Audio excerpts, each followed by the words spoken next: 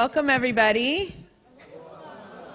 We're really honored to have you here tonight to join us as we think about this question of home rule and its importance here in Hawaii, nationally and also globally. Before we start tonight, I wanted to invite Auntie Lorna Cummings-Poi up, and she is going to give us a short pule. Okay. If you would please bow your heads and think about everything that we experienced today, if you did attend the legislative sessions, and let's reflect. Kia kua mana loa. Mahalo anui loa for bringing us all together this evening as we reflect on our day. We mahalo you for bringing our brothers and sisters and the ike they all shared to continue our movement in the positive direction that moves us to a healthy aina, healthy people, healthy keiki. We ask for your guidance and your mana to brighten our vision for all the good of Hawaii and the world. Help us to convey to those that oppose our mission the clarity to see the harm that is being brought to our world, the illness. We bring your mana, please, to Vandana Shiva, that she may continue to educate the world with love and light. Mahalo na kupuna, mahalo akua. Amen.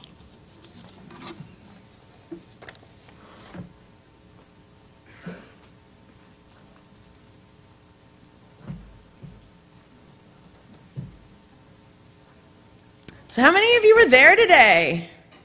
Can we give a round of applause?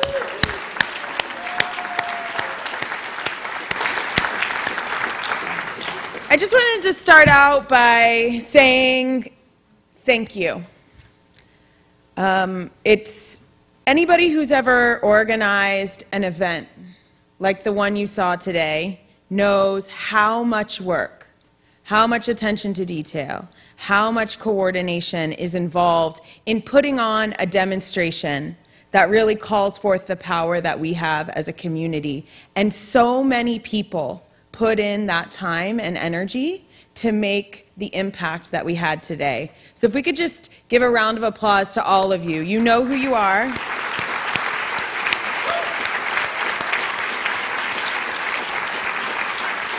It's funny, I ran into Uncle Walter when we got there this morning, and he said to Dr. Shiva, he said, you know, it's because you were coming that we decided to put this big thing on, so thank you.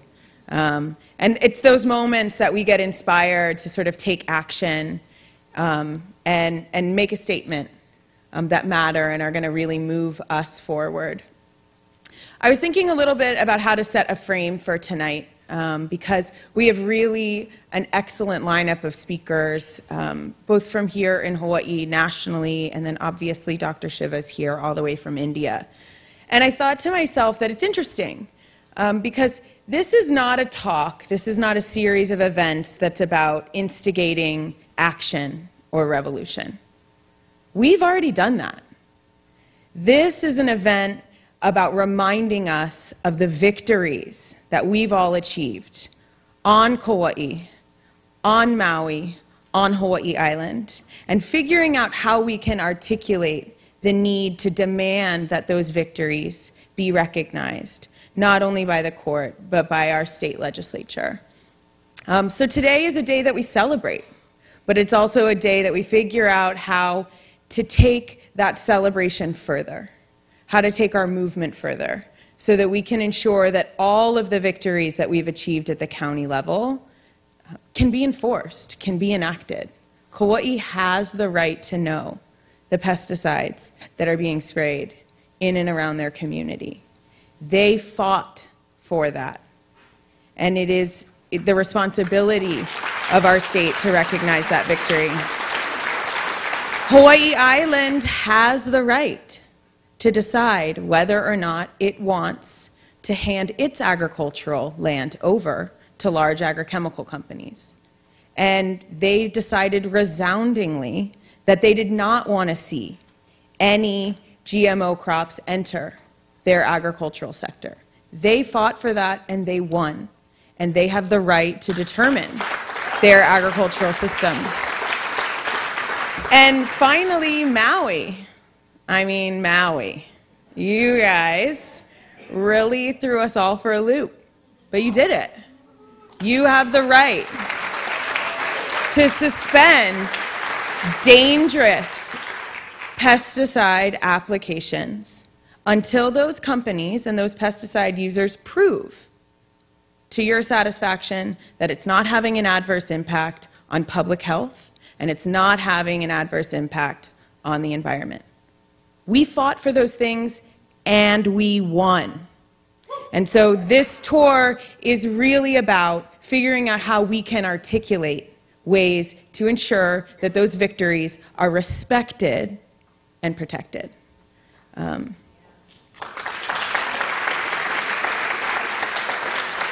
So before we move forward, I just wanted to bring forth two quotes that have had a huge impact on me as a thinker. And I think that they're particularly inspiring as we move forward as a movement. And the first is by one of the many muses that emerges from the Global South, Arundhati Roy. And she writes, "It's important to remember that our freedoms, such as they are, were never given to us by any government. They have been wrested by us. If we do not use them, if we do not test them from time to time, they atrophy. If we do not guard them constantly, they will be taken away from us. If we do not demand more and more, we will be left with less and less." If anything, I think that that's what we are learning together here through our work, is that we need to constantly and vigilantly guard our democratic institutions and demand that they do more. They do more for us. We need to flex our right to speak out, our right to stand up. And all of you have done that so amazingly. And we're not only inspiring our own communities, Hawaii is inspiring the world. And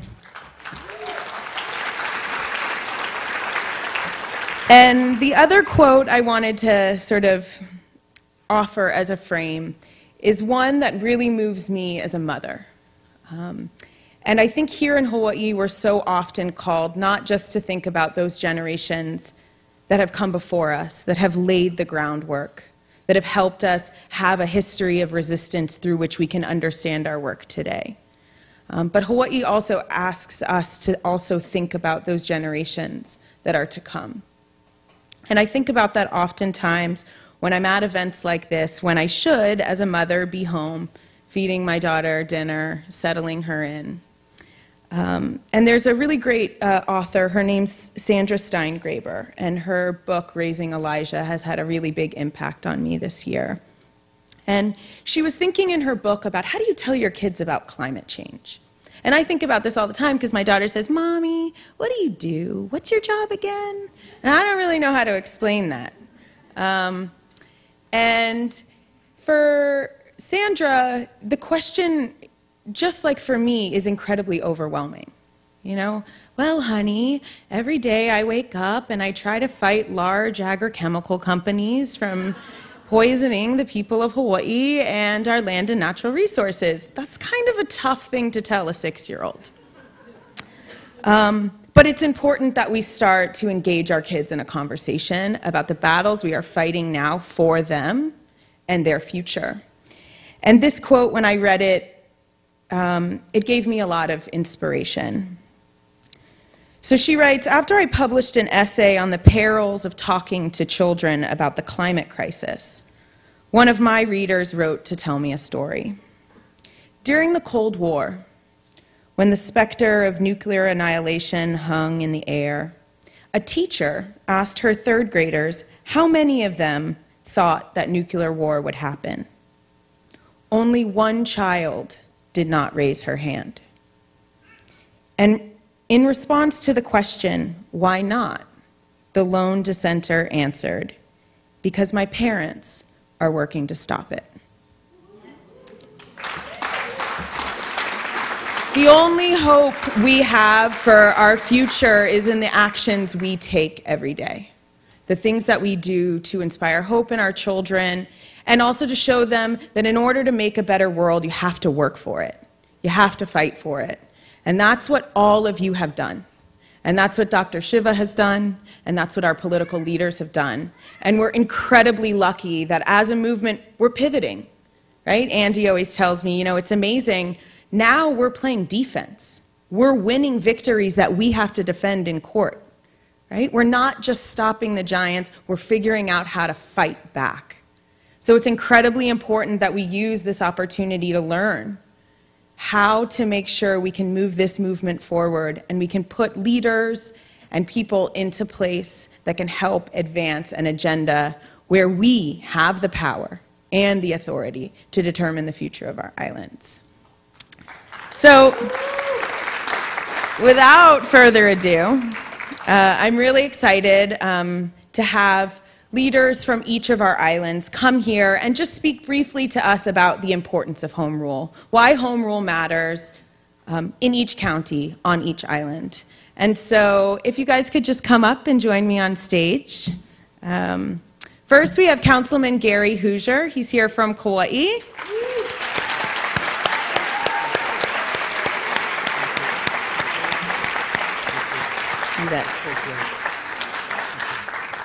He got a funny little idea a couple years ago to foment a revolution, so mahalo for that. We also have Senator Russell Ruderman here from Hawaii Island.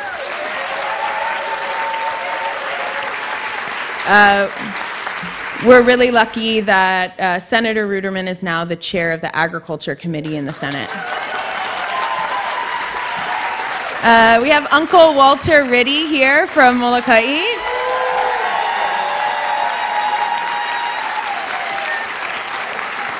And finally, we have Representative Kaniela here from Maui. And correct me if I'm wrong, but Kaniela is the chair of Water and Hawaiian Affairs? Ocean and Hawaiian Affairs. So you guys should have a seat. And Gary, I guess I'd like to start with you. And we can just go down the line. And if you guys could just talk briefly to everybody about why the concept of home rule, county authority, community authority matters to your community and to your island. So would you like me to start? Yes, please. Yeah, aloha. Thank you all for coming tonight. And, you know, sitting here listening to the question, it made me think home rule in my community where I live on Kauai. 2 years ago, it became very, very clear to me this is a serious issue, the issue of pesticides, the issue of industrial farming in our community. And we have people where I live that are literally getting sick because they live in communities surrounded by this intensive pesticide spray. We have doctors that are concerned, we have nurses that are concerned, but just, it's really clear it's an issue. And people came to me, we talk about home rule, people would come, Councilmember, can you help? Gary, can you help? And I said, I'm not sure what I can do. And so we started meeting in living rooms. Literally in living rooms. Fern Rosenstyle. Fern, are you here? Where's Fern? Fern, raise your hand. It was Fern's living room. A young man called Saul Khan and others. And they would ask, what can we do? What can we do? And we figured it out. You know, we started working on this bill that we put together, and more people got involved. And it was truly, truly, truly a community-based grassroots effort. We put it before the council. The people in my community I'm so proud of, you know, they showed up every day. They literally slept on the sidewalk to get in to testify at the county council when it was raining. Just day after day after day, the community worked. The council voted. We passed it. The mayor vetoed it. We voted again. We overrode the veto. You know, it's a long story, but it came from the heart of the community. It would not have happened without people like Fern and Saul, my son Dylan, Leona, others. Jerry, you're here. I mean, there's just so many people that work so hard. And that's home rule. That's when communities take responsibility for the place they live. That's what happened. Okay? And it doesn't get much more home rule than that, in my experience. I mean, it is just home rule. And then it was a tremendous victory. You know, we fought the 4 largest chemical companies in the world, and we won. And then they sued us. You know, and hats off to Earth Justice and Center for Food Safety for stepping up to defend us. You know, these companies sued. Thank you. Thank you. Paul, thank you. These companies, the largest chemical companies in the world, sued our community of 68,000 people for the right to spray poisons next to schools. Okay, what's up with that? And nowhere, just to be clear, nowhere is there any law that says we're not entitled to do what we did. You know, and we can talk about the legal, but there's no law says we're not entitled. In fact, many laws say we're obligated to do what we did. And we're going to fight this in court, and we're going to win because we've got good lawyers, and we're on the right side of justice. Thank you.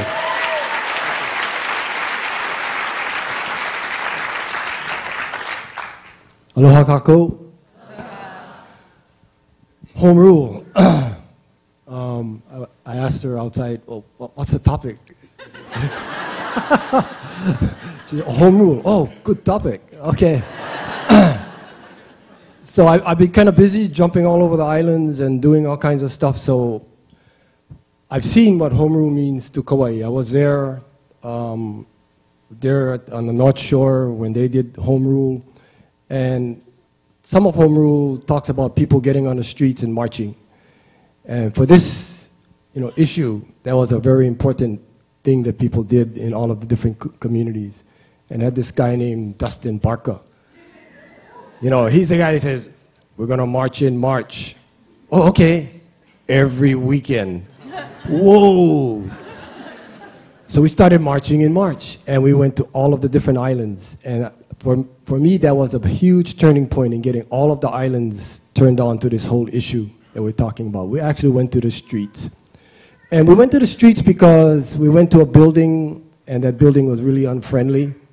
They wouldn't hear our bills. They gave us a bad time. So we talked as loud as we could, and they still wouldn't listen. So we had to go to the streets, and we went to the streets. So that, in my mind, is part of this whole idea of home rule. It doesn't matter what island you're on. You try to take your issue to the extreme that you need to take it because you really believe in what you're trying to fight for. So for Maui, it was the same thing. I saw what happened on Maui. The council was pretty hard-headed, not like Kauai, where at least there was some semblance of trying to figure out things. So they did take to the streets, but they also went house to house and worked extremely hard in trying to say, okay, county, if you're not going to listen to us, then we're going to make our own laws. So we all know that as the miracle of Maui, the Maui miracle. And of course, they got sued. So if you got sued, that means you were successful here in Hawaii.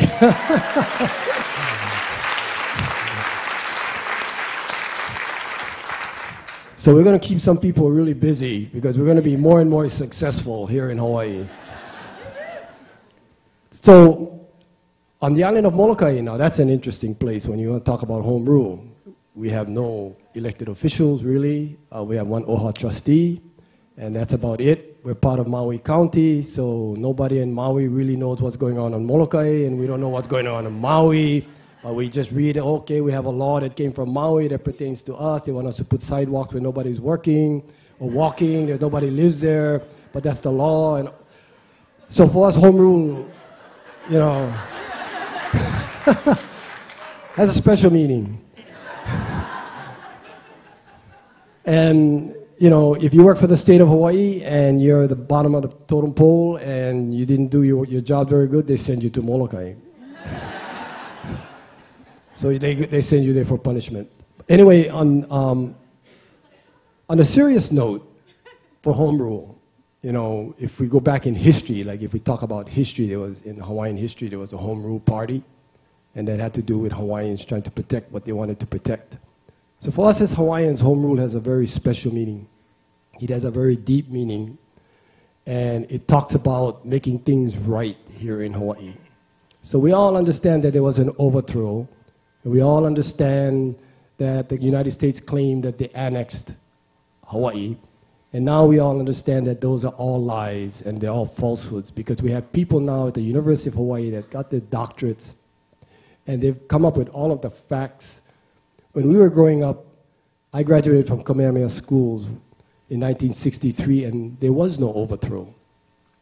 So if you can understand that huge leap of what we were being taught to what now is coming out, the Hawaiian community is very sensitive about all of the facts and figures in trying to figure out how we're going to solve those problems that was created back when everything they were doing were based on lies. And it's going to impact all of us. So what I'm trying to figure out is how are we going to get enough people together and form some kind of a coalition that's going to help all of us. So I'm thinking that the best people to form a coalition with is people who love the land.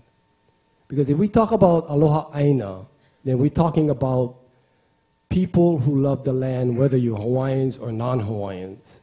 And we're going to need all those people who love the land, who are aloha aina, to come together in a coalition in order for us to make the kinds of changes that we want to make. It's really important that if we're going to fight this fight to protect ourselves from poisons that are on our land, that poisons that are now in our food, and to protect our children's future, we're going to have to come together. That building we're in all day today, that building belongs to the corporations. And that's just plain, simple fact. And in order for our voices to be heard, we all need to come together. So for me, at this moment in time, home rule means all of us coming together and forming one voice that talks about the future that we want to leave our children. We want to leave the natural resources that was left to us, pass it on to them. We want to make sure that we all believe that the land and the ocean and the air and everything that we do is much more important than the prophets that are now being preached in the state capitol. Thank you.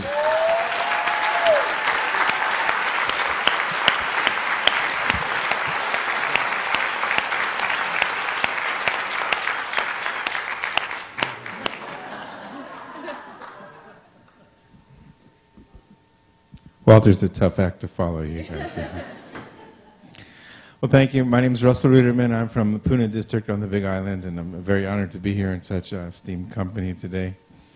You know, to me, home rule, there's several aspects to it, but it's obvious to all of us, I think, that each county in Hawaii is different. We have different concerns.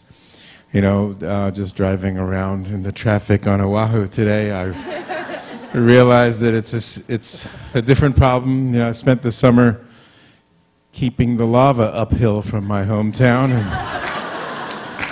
and it was exhausting work, but I'm happy to move on to legislative stuff now. You know, I think the best government is as local as possible, as local as what's legally possible, for many reasons. One is local politicians are the most responsive to the issues on the ground. You know, they're the people who get reelected every couple of years, the people who really have to touch base and be in touch with their constituents. They're also the ones that are least controlled by large corporate money. And that's the reason we're fighting this issue on the county and state level instead of the federal level. I think we all know that. So I think that one of the fights that we'll have this year in the legislature, continue to have, is over county authority to pass laws like what has been done on Kauai, Maui, and the Big Island. You know, the public stance of the chemical companies and their allies today is that the county does not have a right to regulate these issues. It's curious to me that the #1 issue on the agenda of certain organizations is what they call a right to farm bill, but it basically is a law taking away the authority of counties to regulate agriculture, which they claim is already there. I mean, I don't understand why they have to fight for that if it's already in place. Last year, I saw 3 different attempts to take away county authority in the Senate. One was overt, one was quite obvious, even titled something like that. One was kind of hidden.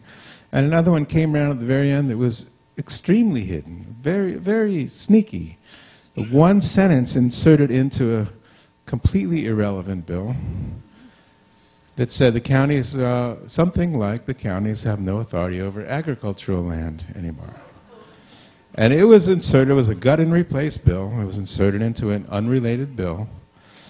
And I watched, this was, in a way, it was the low point of my legislative career so far because I was very disillusioned with a few of my colleagues who acted like that this was all about helping some poor farmer make money, you know. They were talking about some person's right to put a farm stand on their farm. And, you know, the words floating around the room was, well, we have to support the farmers, they have to make money. This poor farmer, he's got to make money, you know. And come to find out later, the poor farmer they were talking about is one of the most powerful attorneys on Oahu, who was a land developer. And they were all just complicit in this, not all, I'm sorry. There was a few influential legislators who were complicit in this charade. You know, it was shocking to me. Fortunately, that didn't pass, and I hope to be able to help ensure that nothing of that sort passes this year.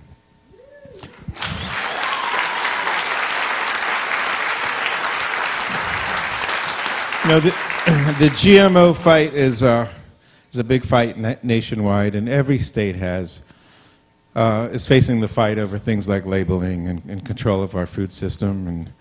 But Hawaii has a special role to play, which we have all recognized in the last few years, that we are the laboratory for this type of farming that's trying to use more chemicals and more dangerous chemicals than any form of farming that's ever existed on this earth. We're the laboratory for it. So we have a special role to play in trying to regulate pesticide use and regulate the chemical companies as they play here in Hawaii. You know, there's been very few times when I've ever questioned whether I was on the right side, but sometimes you listen to some of their propaganda and you wonder, oh, yeah, what about that? And you know, seeing everyone in this room, there are so many of my heroes in this room, on the stage, and in the audience.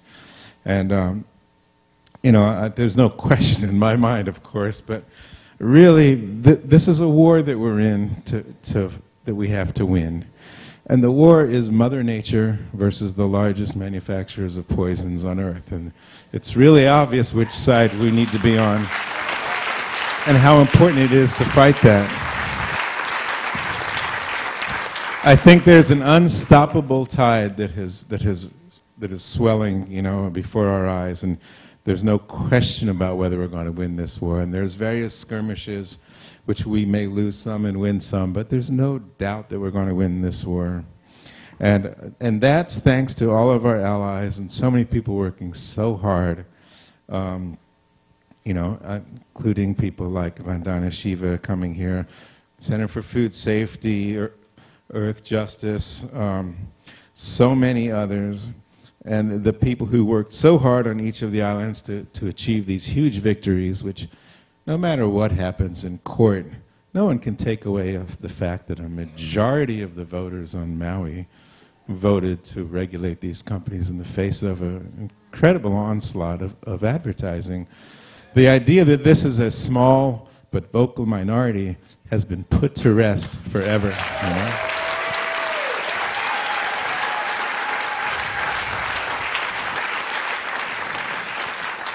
And most important, you know, this really is a home rule, grassroots type of fight. And I'm happy to have allies large and small on our side, scientists, moms, you know, students, everybody. And most especially, it's all of you, the people who have given part of their lives and to help fight this most important war that we're in. And that's the reason we're going to win, because all of you are here. Thank you very much.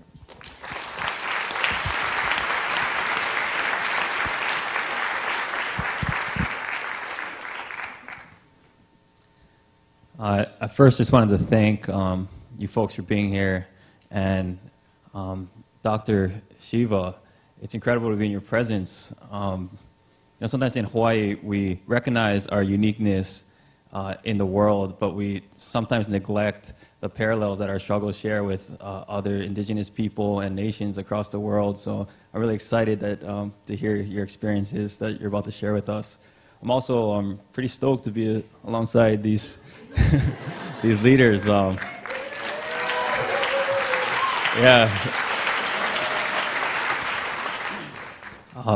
But, you know, the issue is home rule. But before I want to talk about home rule, I want to talk about a few, or at least one of my grandma's home rules. One of my earliest memories as a toddler, I get really curious about what something was. I was like 1 year old. I'd put it in my mouth and try to taste it, maybe bite into it. And my grandma, she would slap my wrist before I had a chance to eat something I shouldn't eat. And she told me to not eat anything that you don't know where it has been.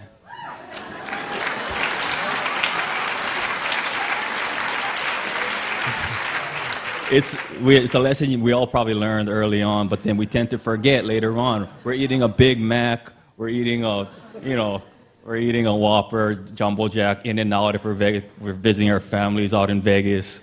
And we have no idea where these things came from, how many miles, how many times was it frozen and thawed.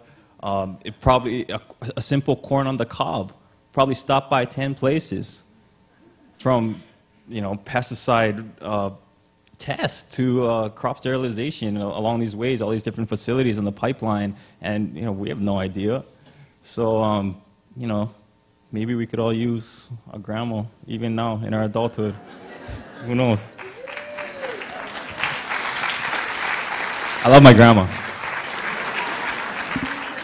But home rule, it's unique here in Hawaii because home rule is vital. Self-sustainability is vital. We have 1.4 million people living on these islands, and we're fully reliant on imported food. If our ports were to shut down, we would only last about a day, less than a day and a half before we're completely out. Now you compare this to the native Hawaiians back in the day. They had over 1 million too. But for hundreds of years, not a day and a half, for hundreds of years, they're able to sustain on what they had. No worries. and I think it's beyond recognizing. Like, I know Uncle Walter talked about aloha aina, and you know there's a lot of aloha aina warriors in this room, but it's more than an ecological issue. This is an indigenous people's issue. It's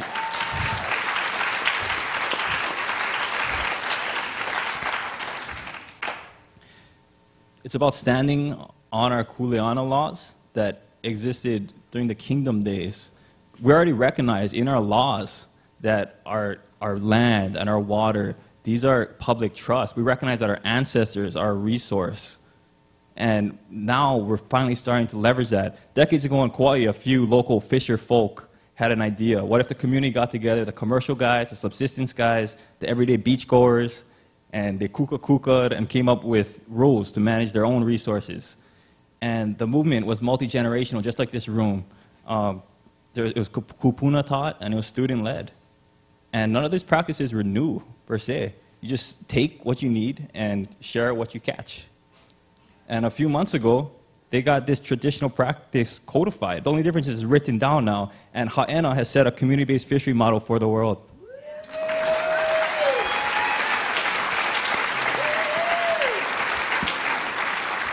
On Oahu and Maui, a similar thing happened with water rights. A few kalo farmers, they hui together. They claimed that the streams should not be diverted solely for corporate use. Pretty simple concept that our law, tracing all the way back again to the Hawaiian Kingdom, viewed it as a public trust, shared resource. And they won too. Navai Eha just a couple months back on Maui.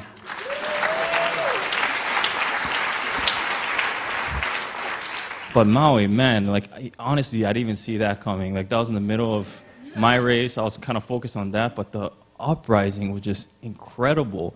Never in, not just in Hawaii, but never in a community that small have you seen that that level of spending that was so egregious. Over $9 million was spent on 40,000 voters. $9 million on a rinky-dinky island from this multinational conglomerate.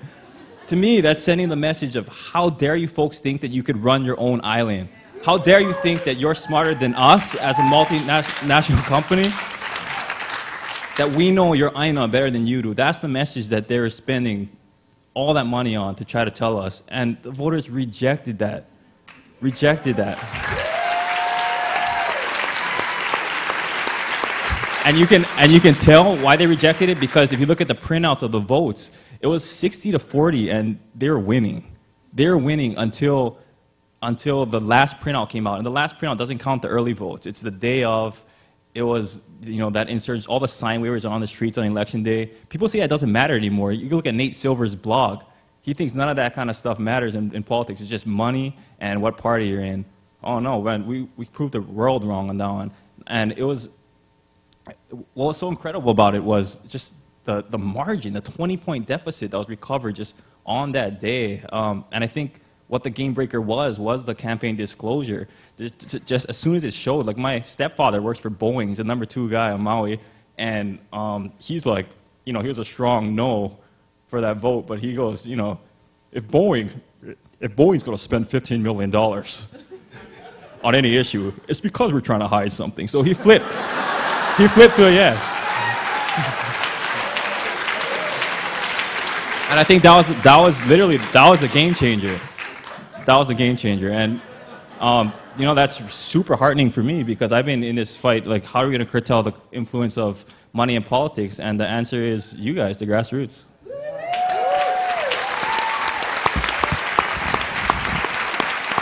Whoa. So one more round of applause for all of these amazing guys.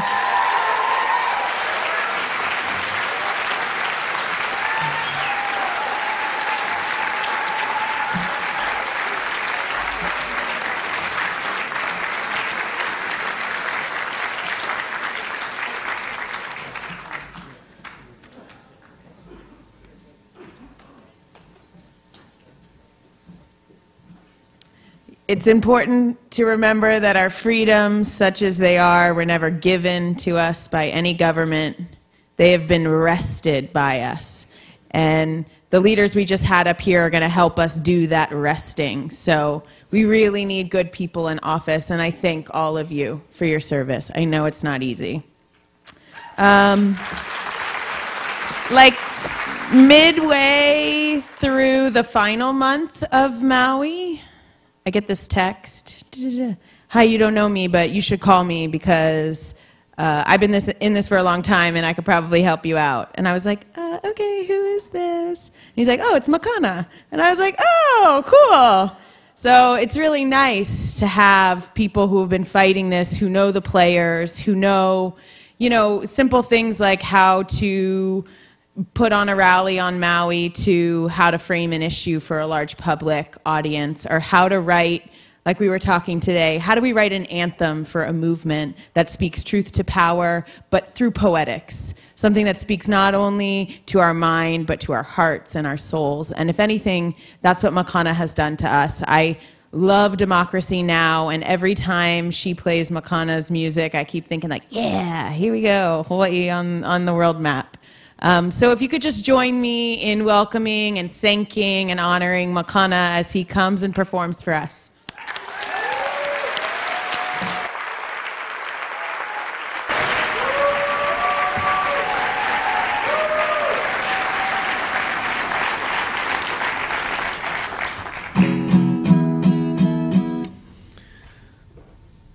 It's like that feeling of a long distance track marathon and you're like on lap 1 million and you're like, it's actually getting easier.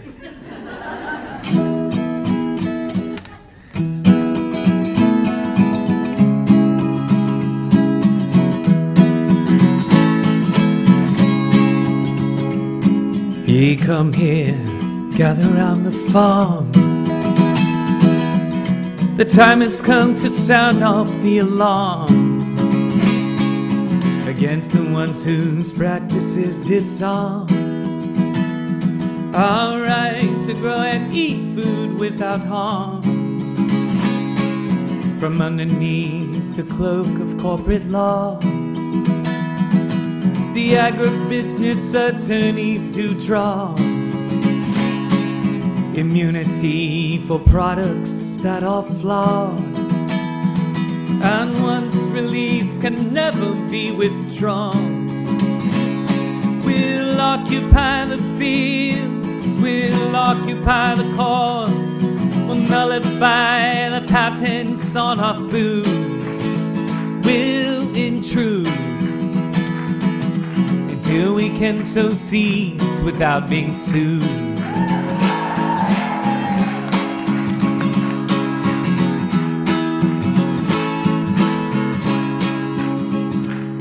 Starvation comes not from nature's lack.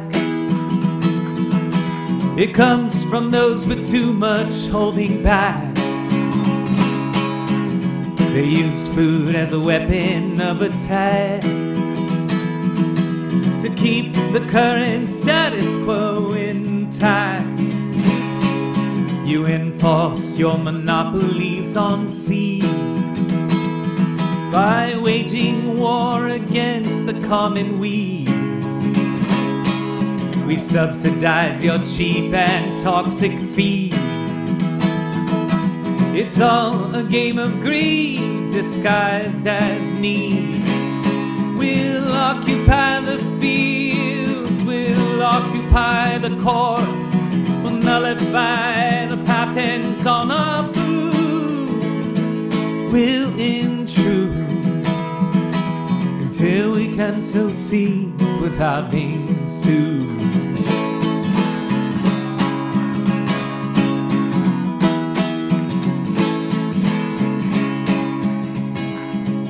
Our planet was woven by a thread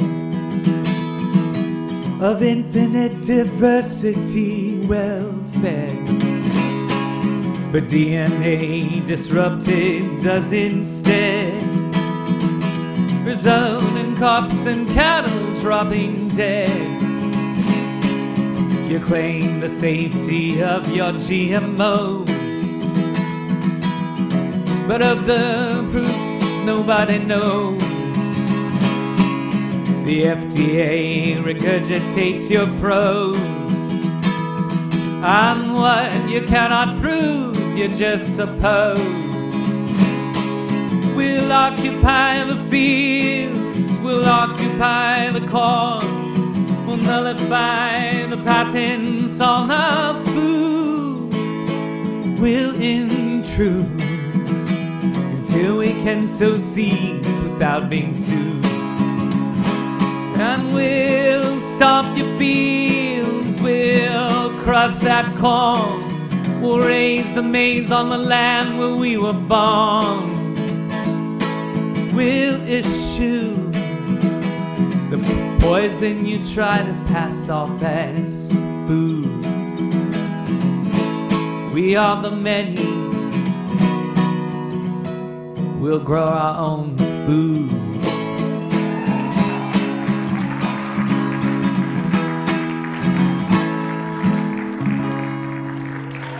Occupy the Aina.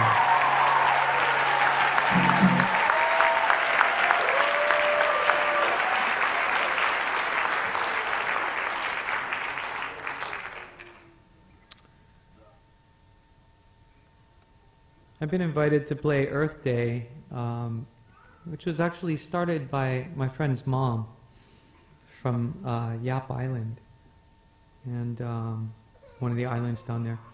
I've been invited to play Earth Day for, at least 15 years I've been doing it, maybe longer. And it's usually, you know, they used to do it at UH when Bruce was up there, and I've done it in California, and I've done it all over the place. And every time I go, I think, oh, you know, it's going to be a bunch of hippies, and it's cool, and it's another day I commit, and I don't get paid, but I'll go do it. And so in 2013, I got invited to play Earth Day on Maui. So I went, and I was already deep in this issue. When I say deep, I mean really deep. And I sang this song that I'm about to sing for you, and I was just evangelizing about this issue, especially to the promoter of the event. And he went home that day, and I remember I heard about this like 6 months later. He goes, yeah, you know, and after Earth Day, I put it on, and I had this epiphany. I went home, and I said, God, you know, I really want to do something. So I started the Shaka movement. And I thought to myself, I guess I'll keep doing Earth Days.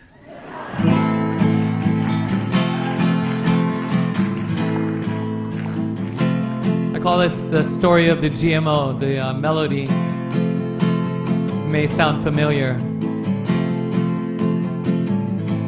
I borrowed it from Bob Dylan. You guys are in a battle of patenting food and seeds. I'm in a battle of copyrights. Gene gunshots go off in a biotech lab of Dr. Pustai at the Rowan Institute. He sees test rats getting sick about the day. Tries to go public, but gets threatened with a suit. Here comes the story of the GMO. It's on your plate and you probably don't know. No real tests were ever done. Just one big PR push and one company controls the food of all the world.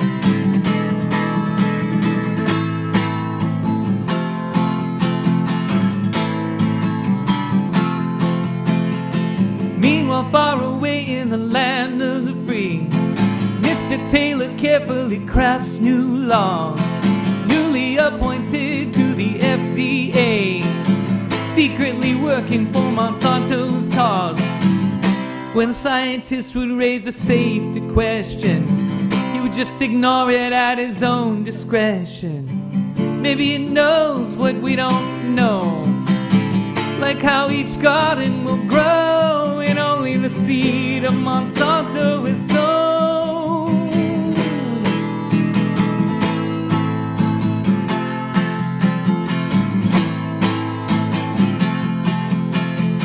Scientific proof is a costly task. He thought it unnecessary to ask. Let the biotech firms self-regulate. I'm sure they'll keep all their studies straight.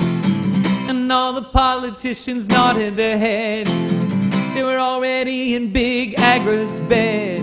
So Big Agra had no rules to follow. And so the so-called science was quite hollow. The traffic light was green for the great Big Ag machine.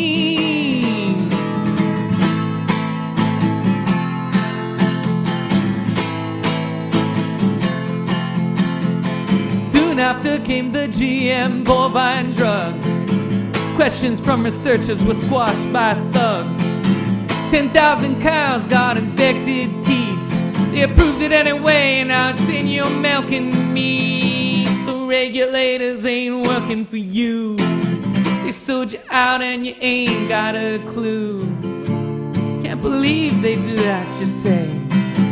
I don't believe they'd ever play with the health of our children now, would they?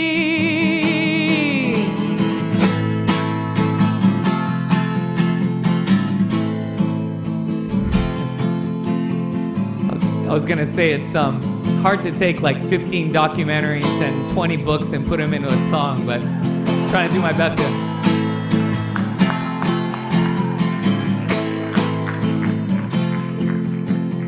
Monsanto and the others all make great claims of feeding the world and the pests they overcame. But yields are shrinking and the pests are getting bigger, and no one knows what's coming because they pull an early trigger. Remember the butterflies and bees that all died, and the 250,000 farmer suicides. You think you might start asking why so many living beings would die on anything that's meant to save the world.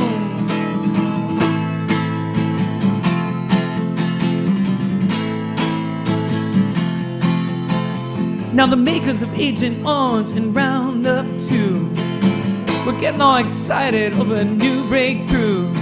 Just before their patent on their herbicide was up, they found a way to keep the farmers drinking from their cup. They built the product right into the crop, turned Mother Nature into their own shop. Now they can patent your food. Well, family farmers are sued for the crime of saving their seed.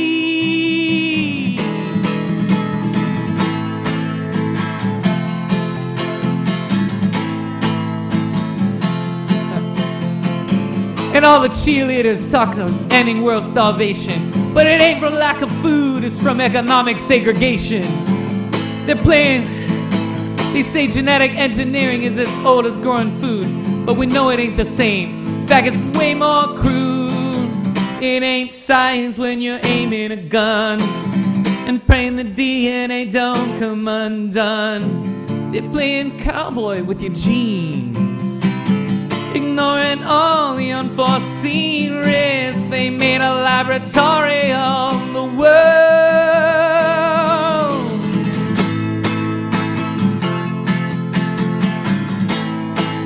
Last verse.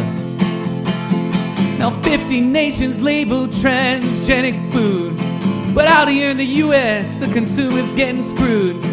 Didn't change the price of food and label it elsewhere. Now they're spending millions just to keep you unaware. This is the story of the GMO. It's on your plate and you probably don't know. There never was a dry run put on a grocery shelf, not one test to prove the safety of the food.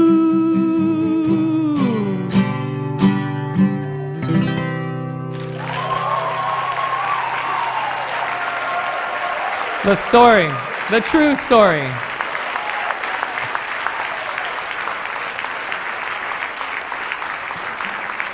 Mahalo, thank you. I'm going to do one more song for you folks.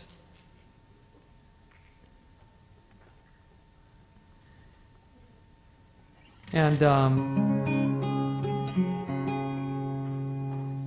I really would like to thank Center for Food Safety for opening an office here and organizing everything. Because there's nothing more annoying than dealing with a bunch of activists. Just really, I couldn't deal any longer, honestly. Thank you.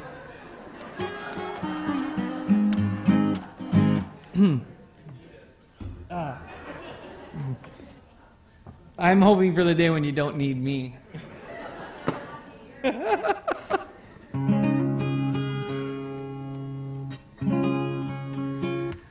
This is a song that is by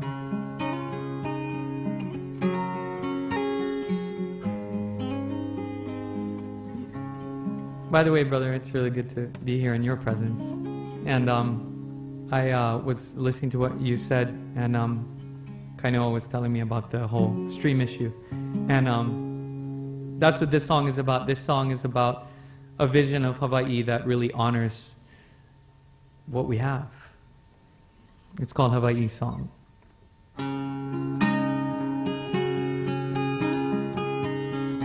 Living life the olden way, we grow the food we eat.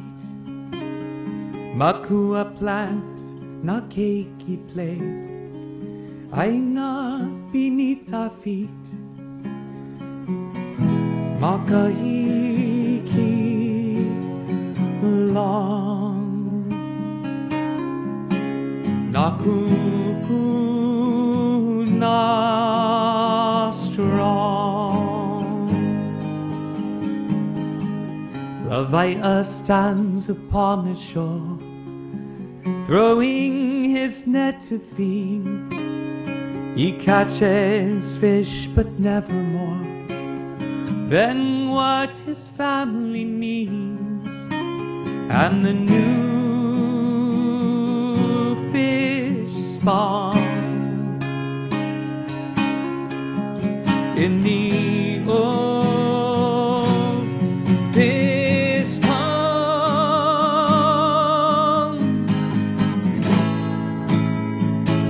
Someday you'll be free. Land of Hawaii.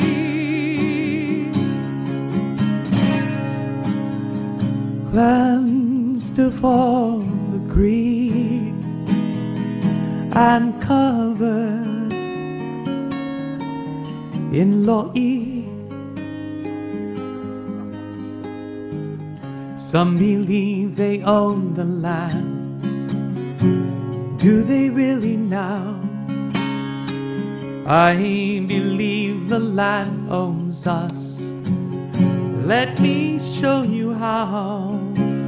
For a land must give, for a man to live. Once we understand,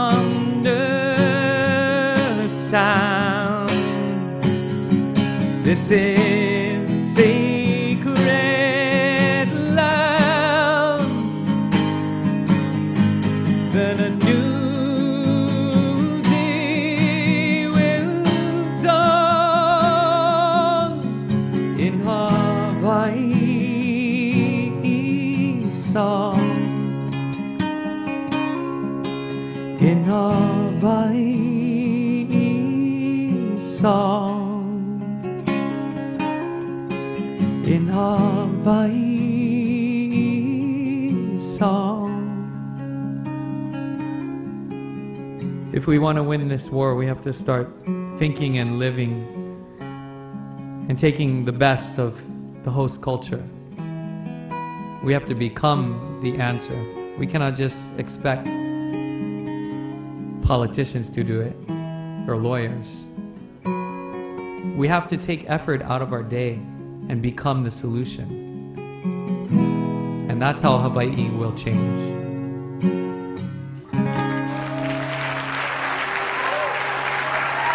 Aloha.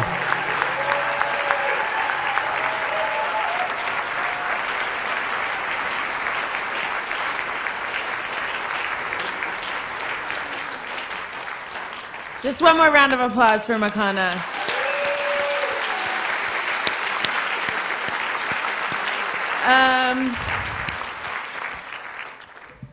For those of you who know me, you know I'm probably hard to manage, let alone be my boss. So the next person not only gets kudos for being a revolutionary warrior in the food movement, somebody who has really pioneered a lot of our issues legally, but also on the streets. And he really helps me keep attuned to the interrelationship between all the fronts where we're fighting this battle.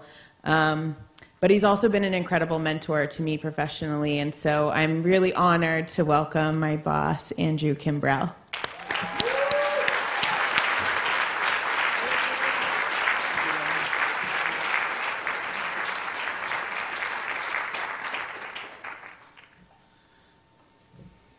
It's a little high here. So I think I'll do it this way. Well, if any of you know Ashley, you know that there's no way you're Ashley's boss. It's in name only. She's a force of nature, and we're so privileged to have her. CFSI, we've been working here for over 12 years now, but only had an office for 1 year, and what Ashley and her crew has achieved in that year is just awesome.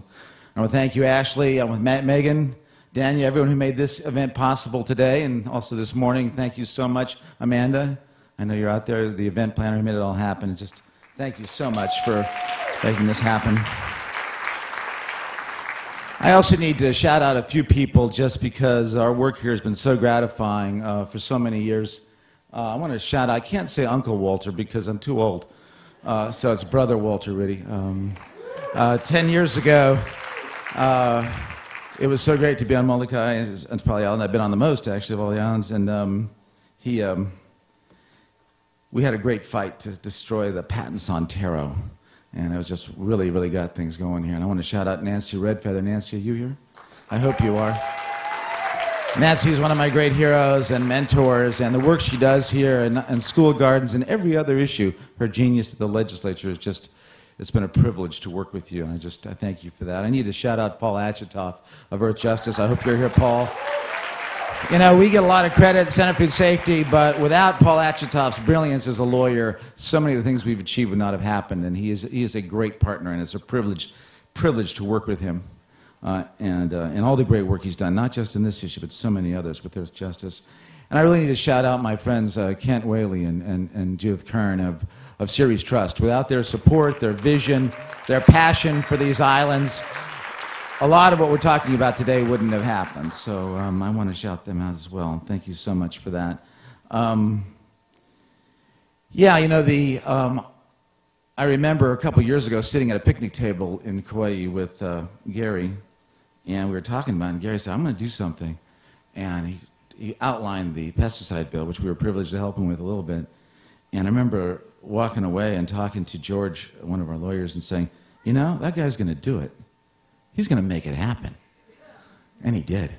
I said, thank you, Gary, for getting the ball rolling in an amazing way. You're a hero and you're a warrior, and it's a privilege to be by your side. It really is. It's been a privilege the entire time, Gary. Really, you're one of my favorite people on earth, and I really appreciate that.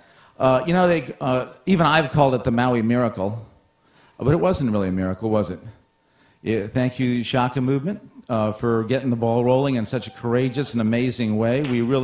That was just fantastic. I want to thank, but I know that dozens of people who worked endless hours to make that happen. So it wasn't really a miracle at all. It was just all the great hard work and the great issue that we were involved in. And let me just quickly say, put on my lawyer hat just for a second. I won't take too long on this, and I don't want to bore you with the details, but it's important to understand what happened with the Kauai and the lawsuit, which is that the magistrate judge ruled that the Kauai bill was not preempted by federal law. So there's nothing that stops any county from doing that in federal law. And the judge said there was nothing in state law that explicitly preempted it. He said, I just sort of looking at all the state law, I think it's kind of implied that it's preempted. That's the weakest possible argument you can make for preemption. So I'm very optimistic. Lawyers never talk this way. I'm going to talk this way tonight. I'm extremely optimistic that we're going to win that in the Ninth Circuit and that Kauai will stand.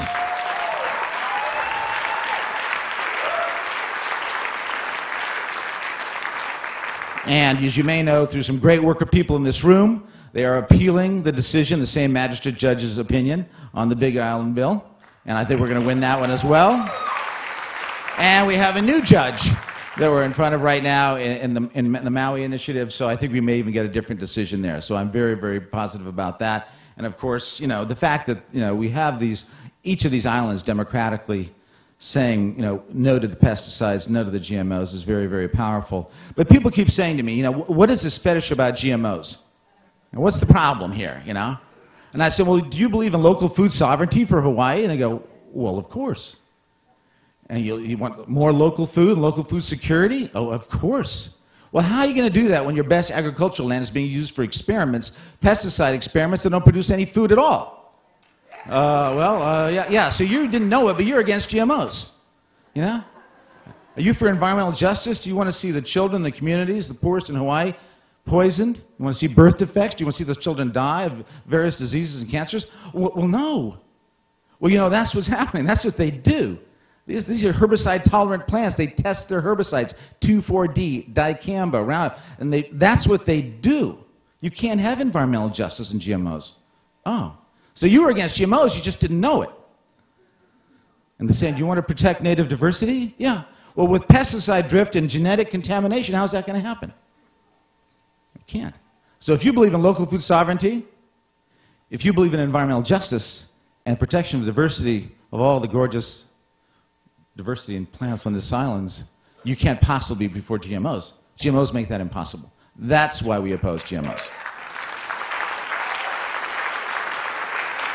Now, for the national perspective, you know, this sort of revolution that's going on is very, very exciting because it's not only going on in GMOs, it's going on in fracking. I don't know how many people you're aware of this, but you've got communities around the country Does anybody actually know where fracking was started? Denton, Texas, the head of the northern, that's where all that northern Texas shale is. Guess what they did in November, Denton, Texas?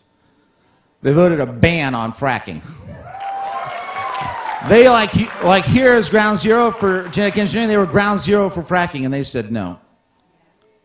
They joined numerous towns in Athens, Ohio, Oberlin, Ohio, Boulder, Colorado, Larchmont, Colorado, Fort Collins, Colorado. If you go across the country, we have 26 different counties that have said no to fracking. Have they been sued? You bet. Have they won some? A few. Have they lost some? A few. So this is going on all across the country. Counties are saying, we are not going to take it anymore. And it's a revolution in thinking, because as a kid growing up, there was never the idea that we could choose our technologies. Nobody voted on nuclear power. They just imposed it on us. Nobody voted on should we have nuclear weapons. They just imposed it on us. Nobody said, hey, we're going to run the whole world through combustion engines. They just imposed it on us. But technology is legislation. It actually affects our lives more than almost any law passed, other law passed. So why shouldn't we have democratic decision-making on technology? And that is the revolution that's happening across the country. We are going to decide what technologies we want in our communities. We are going to decide that technology is legislation, and we are voting. So we're brothers and sisters with those folks. Now, of course, we're also there with the Vermont folks, right? Vermont said, first state to have a labeling law. We almost had in Oregon, which we have an office in Portland, Center for Food Safety. We lost by 800 plus votes out of 1,000,006 cast. But you know, it's not always about victory. It's about acting in a way that merits victory. And it's not always being successful, but it's being faithful to what you believe and to keep fighting. You know, Mother Jones, the great labor organizer, said, struggle, lose, struggle, lose, struggle, lose, struggle, lose, struggle, win.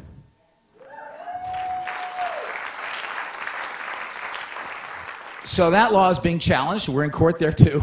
CFS lawyers are very, very busy, as are Justice and a lot of other lawyers.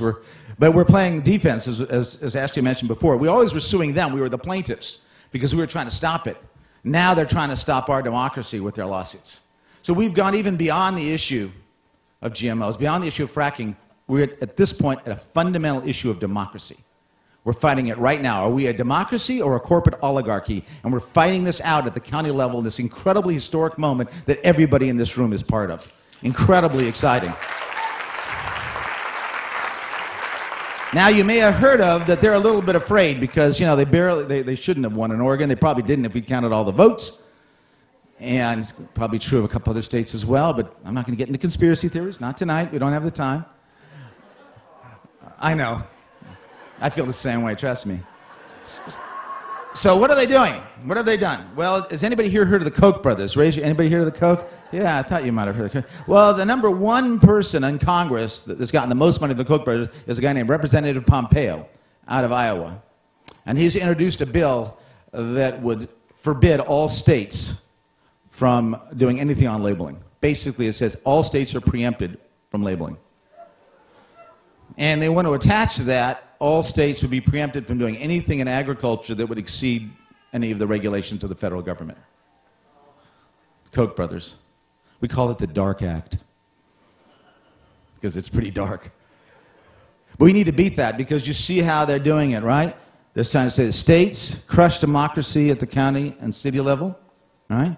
And if that doesn't work, the feds are going to crush it at the state level.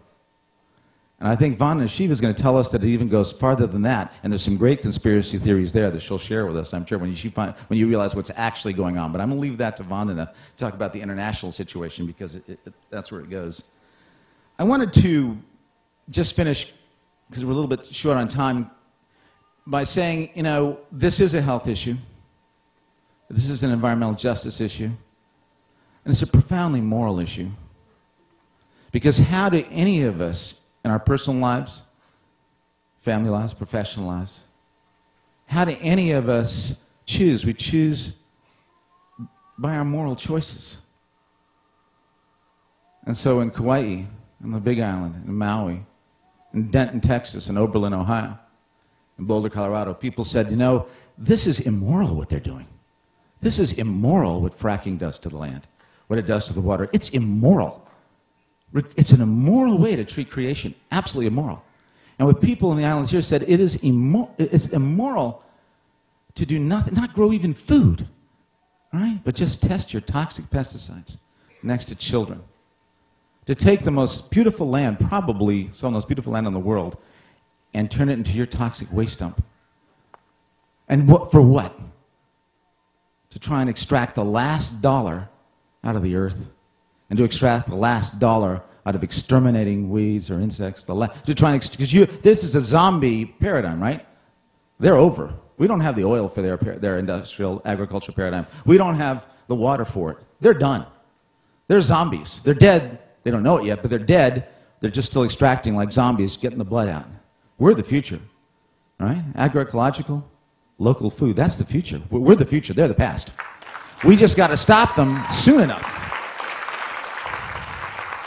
So we're in a profound movement about democracy, and we're a profound movement about morality. You know, Martin Luther King, we just passed his day, he said, the darkest place in eternity is reserved for those who are either silent or neutral in the face of a great moral struggle. I think everybody in this room is safe because of all the great work you've done. And we've got to convince those who are still silent or neutral through our patient arguments, through the force of our movement, sometimes through the tool of litigation, to not stay silent, to not be neutral, because they don't want to be in that darkest place for eternity. I've always thought that the three great, and this is, everyone has their own, but the three great aspects of morality are wisdom, our courage, and for me almost the most important, compassion. And that is how we make great moral judgments, and how these moral judgments are now being made about these technologies and this fundamental attack, the other side attacking our moral choices, which we will defend. There is nobody I know who shares and exemplifies those values of wisdom, courage, and compassion more than the next speaker. You know, Vandana Shiva really is one of those people that's a cliche, really requires no introduction. But I'll give her a brief one anyway. I met Vandana the first time in 1988, I think it was, and we had formed, along with a wonderful guy I worked with, Jeremy Rifkin, we had created the first ever it was a local but also an international meeting, conference on climate. And Vandana Shiva was there, and we had all these scientists there, and at the last moment, C-SPAN decided to film it. If you've ever been at a conference, everyone's kind of, yeah, that's fun, and then suddenly TV cameras show up, and everyone starts giving long speeches, you know. And everyone got up and started talking about, well, you know, we in the developed world, those in the undeveloped world, we in the developed world, we in the... And Vandana, after a little while, raised her hand and stood up. She said, you know, we in what you call the underdeveloped or undeveloped world, we have actually lived in relative harmony with the earth for untold thousands of years. You that call yourselves the developed world have created this climate crisis that threatens the biochemistry of the planet in only a couple hundred years. So how about, she says, for the rest of this conference, we call you the undeveloped world, and we call what we are the developed world. True story, I'm not making this up. So Vandana knew even then, sooner than I even did, that they were the zombie. That's a zombie paradigm, that we were going to inherit it. But Vandana Shiva is, has been a leader in virtually every one of, if you are looking for sovereignty of land and seed, there is no greater leader on earth than Vandana Shiva. She has been my mentor. She has 3 books, which I need to mention to you. By the way, raise your hand if Vandana Shiva's words or books have had a major influence on your life. Everyone look around. Look around, everybody. This is amazing. Like I said, she probably needs no introduction. But since she won't do it, please, right now, you have the Vandana Shiva Reader, which is a must-read, obviously. She has a new book which I have not read yet, Seed Sovereignty, Food Security, Women in the Vanguard. Boy, is that true of my office in Hawaii, by the way. And then something she and I share, all the nonsense about feeding the world. Who really feeds the world? Because we know who that is. Those are the small farmers, right? That feed, the 800 million that feed. We know who, and they're the ones that are saving the seeds. So, everyone, I'm so privileged, we are so proud at San Francisco Safe to be able to sponsor Vandana Shiva to speak to you tonight. My beloved friend Vandana, please.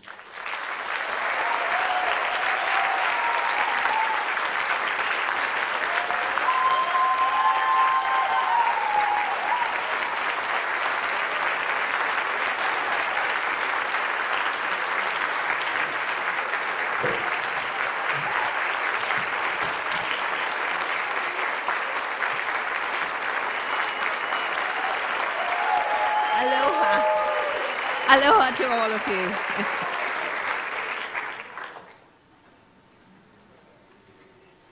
When I was with you 2 years ago, I had said, I'll come back when you win. And you've just had a whole evening giving all the reasons and instances for why today is a celebration of many, many victories.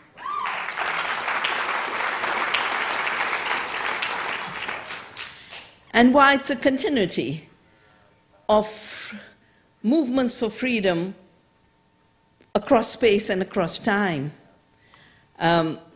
Across time, I don't think you realize that what you are doing here in Hawaii connects to the anti-apartheid struggle, connects to India's freedom struggle.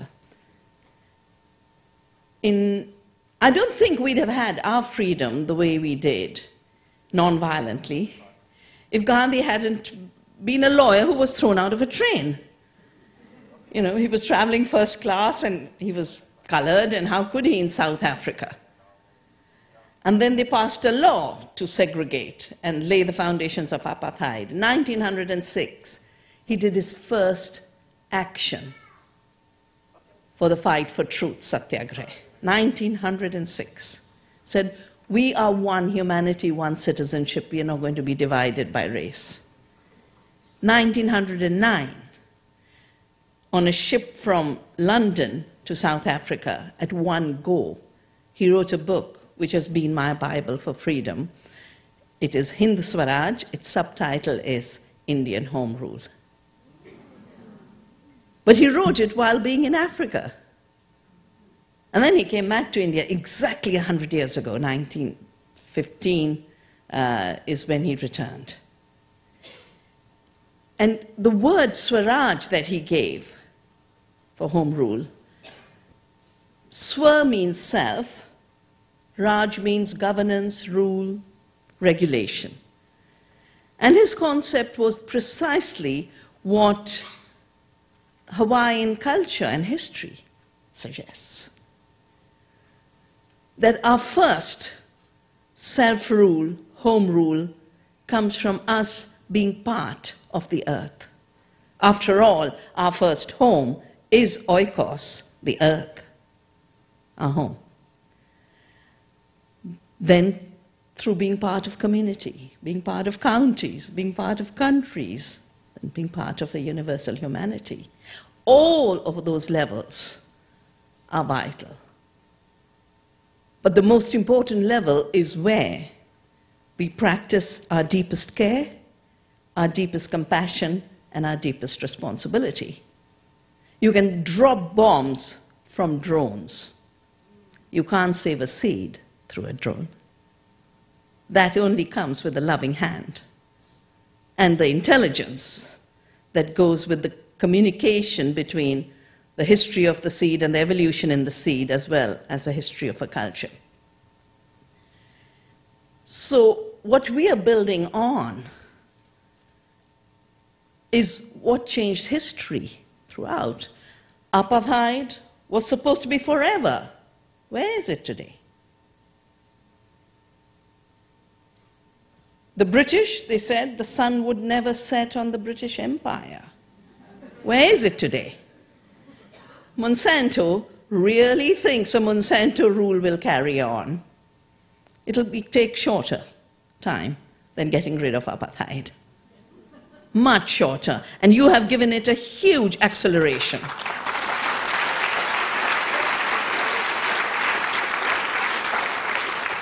For me, over the years, Swaraj, home rule, self-rule, is not just about politics. It's not just about human freedom and human democracy. It's about the freedom of everything that's alive. The tiniest of organisms to ecosystems, to the entire earth. That's what the Gaia theory is that James Lovelock proposed. As a NASA scientist, he realized this amazing planet regulates itself. It's a self-regulating organism. which has created the conditions for life to evolve. The right temperature, the right kind of concentration of various gases in the atmosphere, which is precisely what's being destabilized through climate change. If the destruction of democracy politically is an external control system of a few players, and we recognize them, the destruction of Earth democracy is those same players taking away the self-organizing capacity of an organism or an ecosystem. The cases of streams flowing clean or being polluted. It's a river cleans itself. You keep throwing poisons beyond a limit, you've taken away its self-regulating capacity. So self-organization as freedom is the characteristic of everything that's free and alive. Everything. From microorganisms to human beings. And that's why the principle of home rule is such a deep principle, because it is a principle of how the earth functions. And we see it so clearly now in the area of agriculture. Companies that had only one skill, how to kill, how to make chemicals that kill, prepared those chemicals for the concentration camps, for the wars, and when the wars were over, instead of wrapping up and saying, we'll do something better, they said, let's pretend agriculture can't be done without our poisons. And they got entire universities to teach an agriculture dependent on chemical fertilizers and poisons. Biology was rewritten. Evolution was rewritten. Food systems were rewritten. Now, I got thrown into this 1984 with the Bhopal disaster when a pesticide plant leaked and killed thousands, exactly 30 years ago. And we also had extremism in Punjab, where these chemicals were first applied in India, and I did a whole research for the United Nations. But I realized during those studies that not only does this poison industry need to transform everything that is self-organized. The soil renews its fertility when you give back to the soil. Diversity controls the pests. There's no better effective pest control system than diversity. And even in weed control, diversity is the answer. If you have good cover crops, you don't have weeds. It's the stupidity of an industrial agriculture that has created symptoms that are now being addressed as the fundamental problem of the food system. And you get Roundup to spray on what are called weeds, which very often are food. I did a study on small farms with women, 250 species of uncultivated crops used as food, which are called weeds, and exterminated with Roundup. The pest problem, I mean, there's nothing like a pest.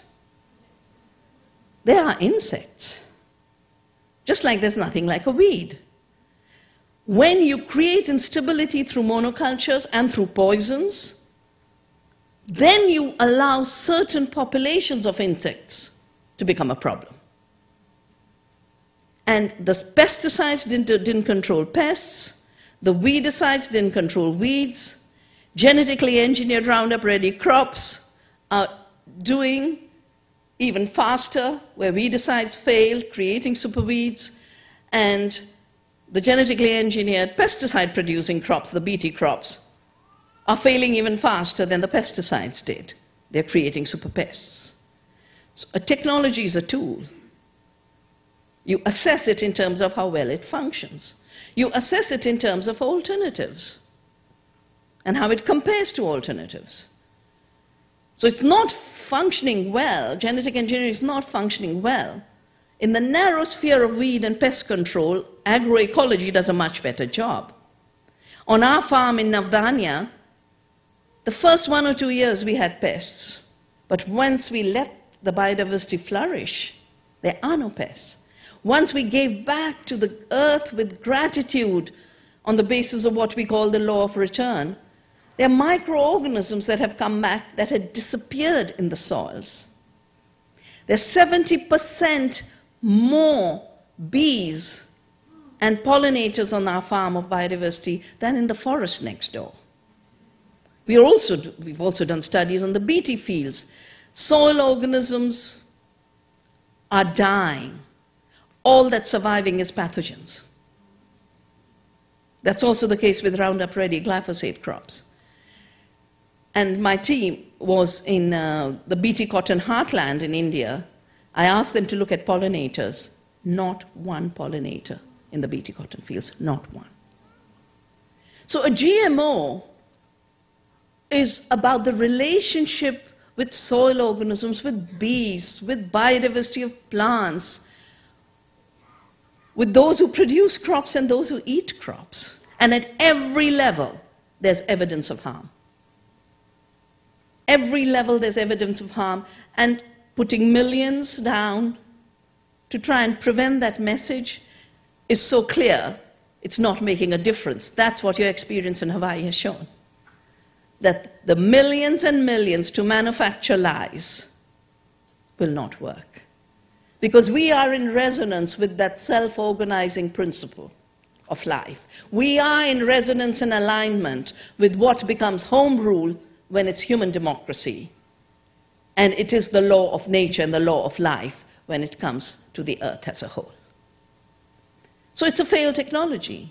Now they're so desperate, they're bringing new promises of solving problems of vitamin A deficiency and iron deficiencies with GMO banana. We have a whole campaign on the GMO banana. First, 7,000% more efficient is the biodiversity we grow in solving those malnutrition problems. So it's an inefficient technology. When we were in Indonesia, they served me yellow banana. I said, oh my God, they're doing a yellow banana, they call it the super banana. Can you look at this and see the connection with the GMO banana? So our colleagues in Indonesia found that the GMO banana is a pirated banana. Then they're rushing trials, human trials, paying 12 girl students $900 each to eat 3 bananas. How that's a scientific test of safety, I have no idea. It's taking place in Iowa State University, but there's been such an outrage that they've had to put a stop on it. So if you really do a map of all that was claimed, and what was claimed was we grow food on the moon, in the Sahara on toxic dumps with genetic engineering. If we were to do a map, we'd have to put a cross for failure on every attempt. We have more intelligence to do better. Our work in India has shown that by conserving biodiversity, saving seeds, we can produce 2 times the food the planet needs without increasing acreage. In fact, by shrinking acreage and intensifying self-organizing of the soil, of the ecosystem, of the biodiversity. So, home rule as a concept works for the insects in terms of pest-predator relationships. Home rule as a concept works for soil fertility renewal. Home rule works for solving the food problem in a real and effective way. Every UN agency has recognized that it's the small farmers of the world who are feeding the world, not the industry. 70% of the food comes from small farms. Only 30% comes from industrial farms. And that 30% has destroyed 75% of the planet's resources. Biodiversity, water, land, and you are experiencing what it's doing right here. But 40% of the climate instability is related to an industrial model of producing our food. My book, Soil Not Oil, is about that, 40%. So it's 30% destroying 75% if we allow it to grow to even 40 to 45% of the contribution to the human food system. It'll destroy the whole planet. And you can't have food on a dead planet. That is why we have to stop this poison industry. Both the actual toxics they use, as well as the toxics they release in the way they destroy home rule. That's political toxicity. The kind of toxics they release in terms of manipulating knowledge and science and falsifying data. It's pollution of the mind. It's pollution of knowledge. We did a new study this year, and I hope you'll repeat it for Hawaii.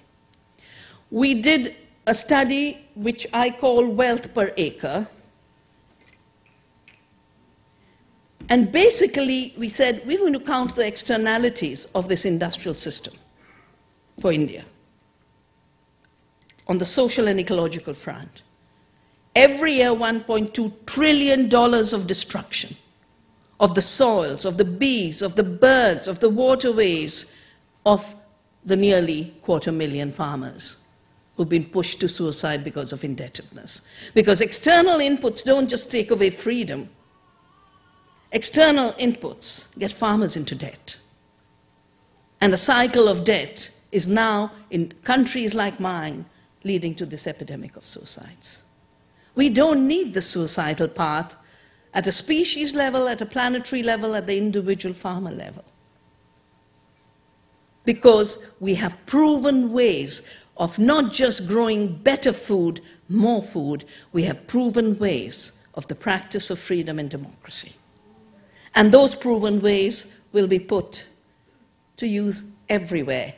In Europe, they tried to get a law passed to criminalize seed saving last year. We mobilized and we stopped it and reversed it. It was done in Colombia. They're now trying in the US with the 2004 seed law.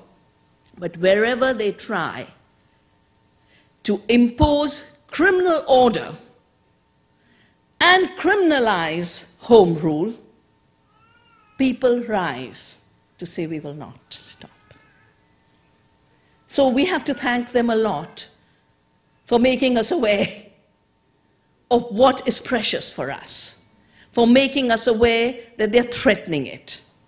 And they're doing it so brutally and so stupidly that it becomes easier to be aware.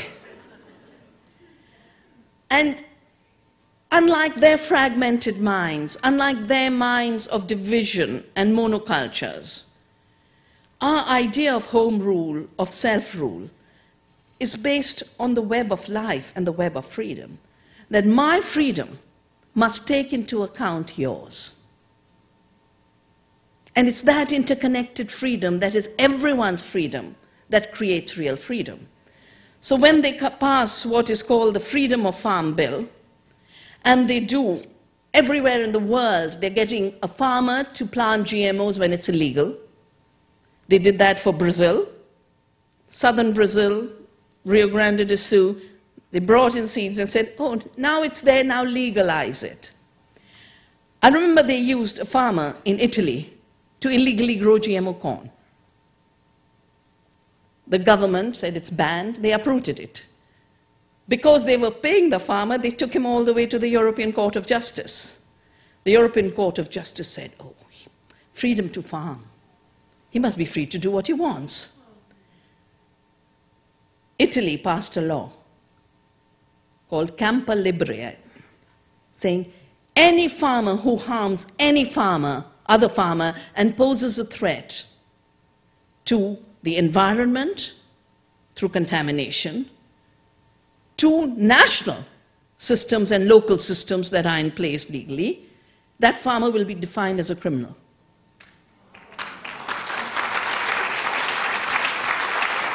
So many of the speakers said that it's really a contest about nature, the earth, and humans as part of the earth, versus 5 corporations, that's all we're talking about, 5, who've been around 100 years practicing the art of killing.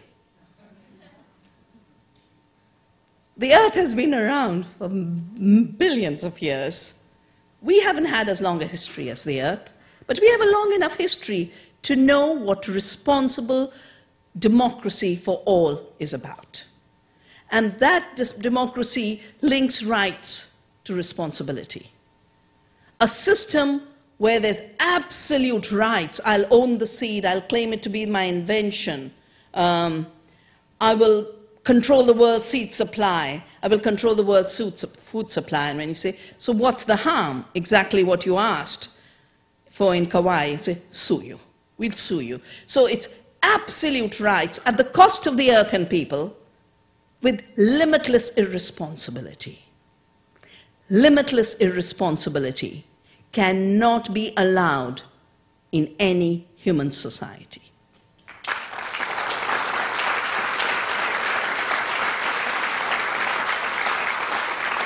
So we practice the test of responsibility daily. And our rights flow from that responsibility like your beautiful streams that flow from your mountains, as naturally. I would like to see the day these corporations realize that we give them permission to exist as legal entities. They are not persons, they are not part of the human community, they are not part of the earth community, because they are not beings. A legal fiction cannot claim personhood, cannot claim humanity. And the power of money can't be free speech. The freedom that comes from responsibility comes from life, from living life with all of the compassion that we have capacity for, all of the inclusiveness, all the awareness of our diversity, all the sense of our responsibility to the past and the future. And that combination of all of those energies, I mean, in India, and I'm sure in Hawaii, the ancestors are always so present to guide us. And the future is always so present to guide us in terms of the 7th generation to come. And for the 7th generation to come, and the generations that have gifted us, the experience of never giving up on freedom, to them we take a pledge. Home rule will be the future of this planet, of every country, of every community, of every county. That cannot fail, because the other promise has already failed. And if it succeeds, it'll fail the world. Thank you.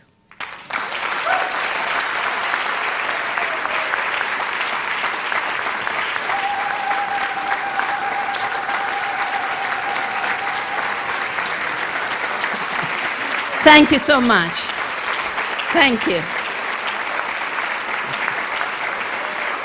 And as I said this morning, for me, this second journey to Hawaii is a pilgrimage for freedom and home rule.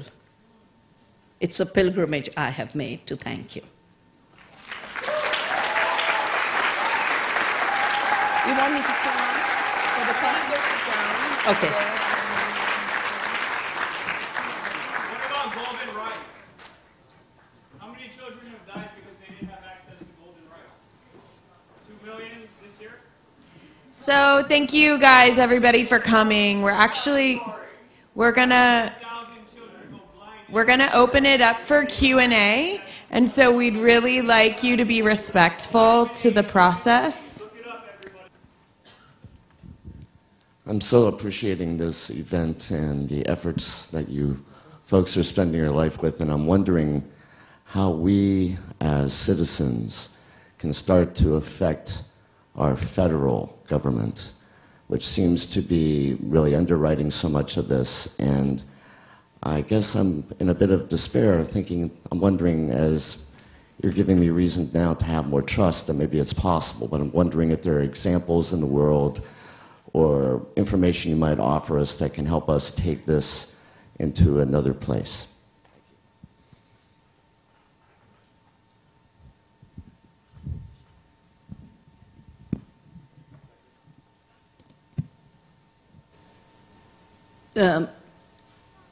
The issue of GMOs is intimately connected to the issue of patenting life, because no corporation would be producing a genetically engineered seed if they couldn't collect royalties from it. That's the only objective. Everything else is an excuse. And it's a bad objective because you get a patent for inventing something, and life is not an invention. It's not a machine that you put together. I started to work on seed saving because of this in 1987.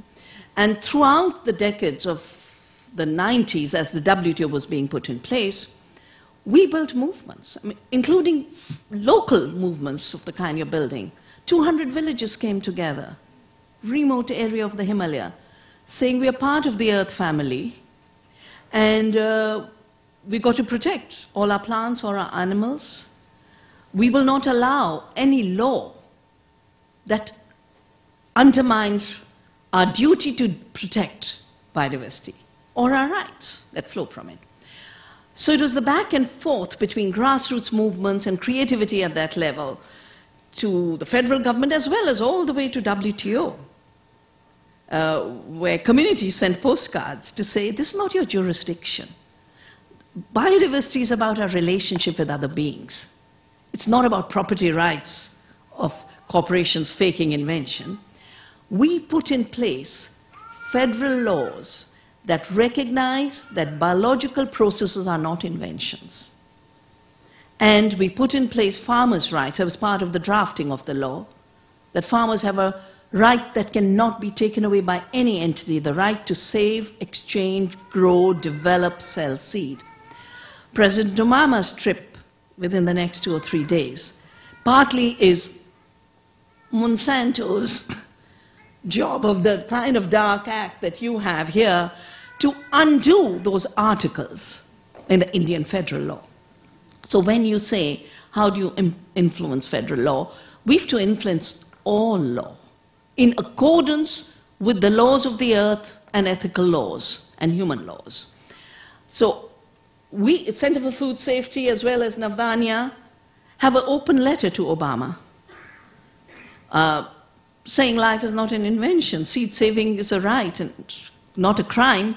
I would suggest you go to both the Navdanya website, Navdanya, and the CFS website, because we live in such an interconnected world today. And that's why I'm here. That what you do in Hawaii affects other parts of the world. What happens to India on intellectual property rights will affect the rest of the world.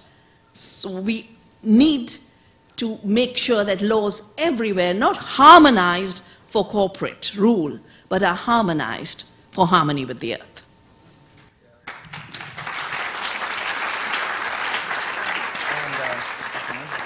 And, is this on? I can't tell now.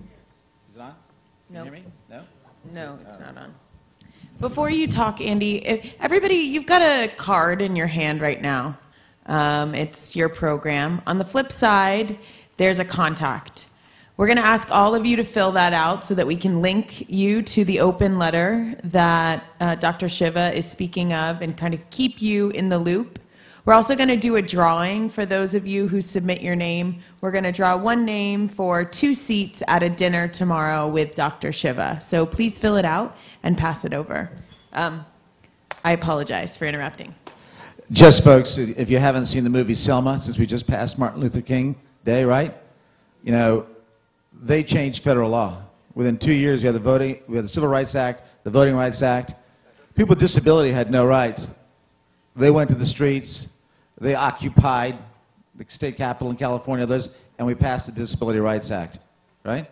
Whatever happened to, marriage equality, look what happened, right? So it was a combination of in the streets, Supreme Court decisions like Brown versus Board of Education, some more recent ones, And we've even had a couple of those ourselves. You may not know it or heard of it, but just a year and a half ago, the Supreme Court said that DNA is not patentable. The DNA, because it's a product of nature, is not patentable. That's the start of how we're going to change federal law on patenting. We're going to start with DNA and move it to all products of nature, because that was their ruling. You cannot patent products of nature. We won that lawsuit, and from there, we're going to go all the way from DNA to the cell to the plant. I promise you we'll do it. So yeah, we've done it before. We got to just do it again. Get in the streets, get in the courts, get in their face. And let me shout out Tulsi Gabbard, who's a new great friend in the House of Representatives and who's already been a great leader on that. And there's many, many others. One thing you can do, just the DARK Act, the Pompeo Act, you can get on our website, probably some others, and write to Congress, tell them that we don't want our rights taken away at the state or county level. We believe in home rule. We got to defeat that DARK Act. Remember last year, preemption here, right? How many of you folks were involved in stopping preemption here in Hawaii? I know. I remember how tough that was. It was sort of House of Cards, Honolulu there for a while. But we stopped it. We stopped it, and that's why it's so much more interesting to be in this new session, because we can be creative. We need to stop that same kind of preemption in D.C. I think we can do it, but we'll need all of your help. So get on the website, write in. You just get on the website, you can write right to your congressman and all the other ones saying, hey, don't do this.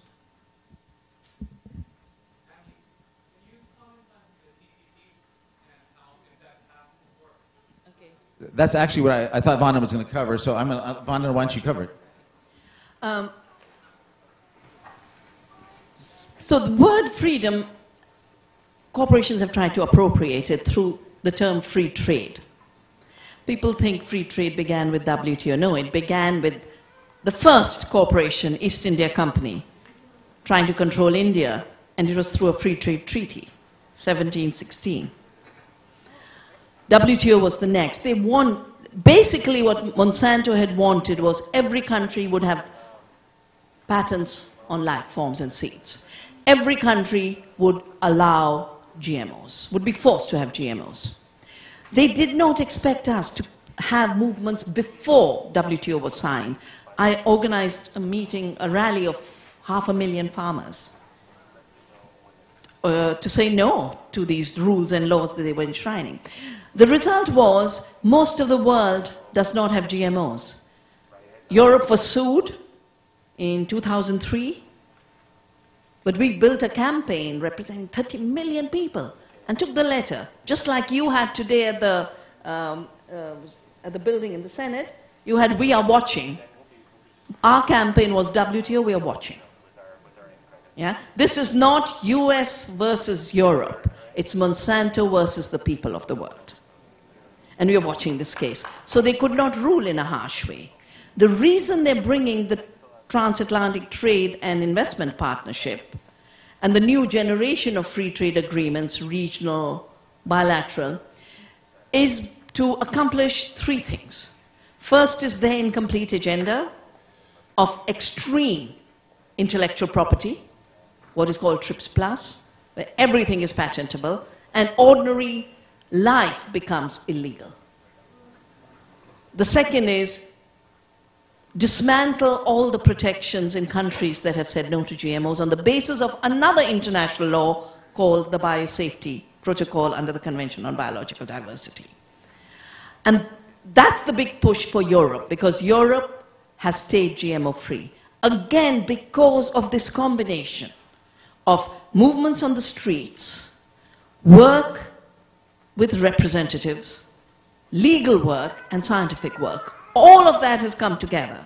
And Monsanto tried last year to dismantle European regulation. Again, it has helped the movements build up, and now the countries are banning. Just like counties here are having to ban, countries, France, Germany, Italy, just the other day they passed new laws. We'll never accept GMOs. So a TTIP would undo all of this national system. The third is the most important part, which I really believe is what they're seeking. Because all our past movements created constitutions and created freedoms. Transatlantic trade and investment partnership and other free trade agreements have in them clauses of what are called investor-state suits. That corporations, which claim to be investors, can sue governments that do not give them absolute freedom. So if Europe continues to be GMO-free, but they end up signing some of these investor-state suits, Monsanto would sue them and say, we'd have had a market of this many trillion in seeds, and you've taken this away from us. This actually happened when Germany, after Fukushima, stopped all nuclear power plants through a democratic process, like here in Hawaii. It was elections that led to that decision.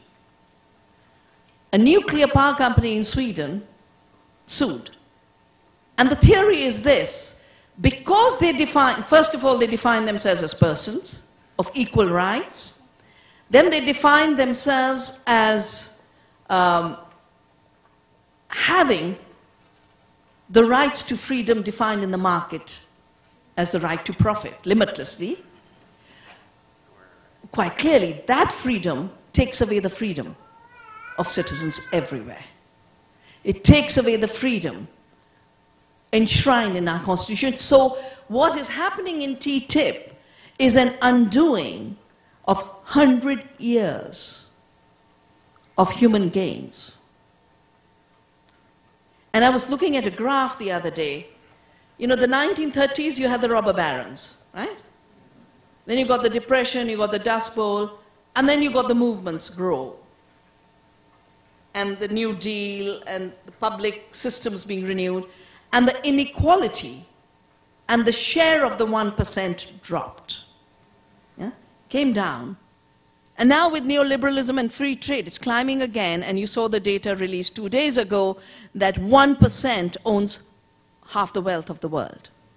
And if they're allowed to continue to unfold, they'll own everything, but it's just not owning. This new owning is at the cost of saying, not only will you be our slave, they're basically saying, you will not be alive. So it's the first time bread and freedom have come together. You always used to say bread versus freedom. Sometimes you have to give up your freedom to get your bread. We are now in a situation where if we give up our freedom, we will not have bread, we will not have life. This is an imperative. Home rule has become an imperative. And remember, folks, I don't know how many people here were in Seattle, but I know this lady was one great lady. We defeated the entire Doha round of the World Trade Organization in Seattle. Did the same thing in Cancun, and it never passed. You can stop it. And I have actually witnessed and been part of the most effective destruction of patents of IP that I have ever seen. Walter, you surrounded the University of Hawaii with a few friends and chained the door and said, you don't come out until you rip up your patents on taro. Oh. What happened?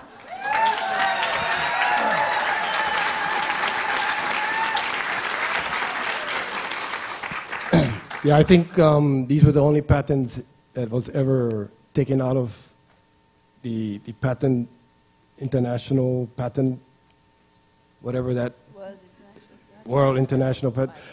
So Hawaii was the first and only place, I think, so far that they actually had somebody who voluntarily took back their patents.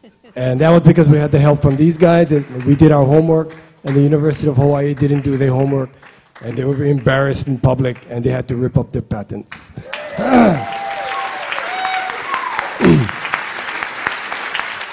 So I wanted to comment on your question about dealing with the federal government. Earlier I talked about our need to come together as a coalition with the Hawaiian community. And the Hawaiian community is up to here with the federal government. So everybody's underestimating, up to here with the federal government. Everybody's underestimating what's happening in the Hawaiian community and the laws, whether they're federal laws or international laws that are being exposed now. So we need to understand, if we're going to come together as a coalition, we need to understand what are the Hawaiians bringing to the table. And one of the things they're bringing to the table is a solution on us dealing with the federal government. So if we're calling other places country, one day we're going to be calling Hawaii their own country again. So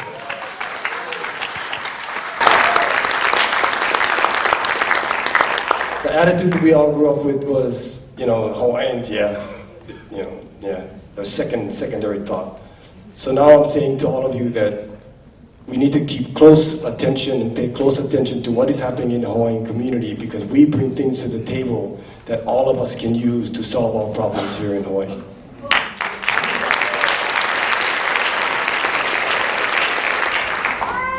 Not much more to say about that. The question about federal preemption, just like state preemption, it starts from the bottom and the top, like all social movements, meets in the middle, like a sandwich.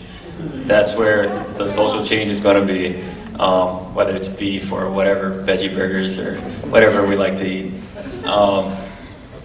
There's not going to be any single transformative figure that's going to reshape the control, the dominance in Hawaii. There's not going to be any like Abe Lincoln that steps up. The corporatocracy is too large here. There's not going to be any political magician that can wave his wand and change. Resistance will require a combination of street level and electoral politics. And I think that's what we've seen on Maui when one council member, on average, a council member's raise is $70,000 is a win, and super PACs spent over $500,000 in total against our greatest ally in the Maui County Council, and she had her typical funding, 50 grand campaign, and she pulled through. It just squeaked through, but yeah, it's gonna be that meet in the middle. So, as was mentioned earlier, segregation.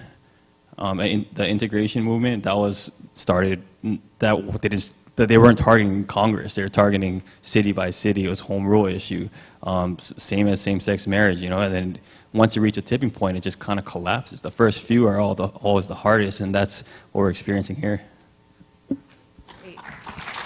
I wanted to add, by the way, just that we have figured that for every vote that Monsanto and the boys got on Maui, they spent $400. We have looked at, we believe that is the most money spent per vote in the history of the United States of America. And maybe the rest of the world. Exactly. And they lost. So we can win. We've won before. And Gary survived, Margaret Willey survived, Ella Cochran survived all of their attacks. We can win. Great.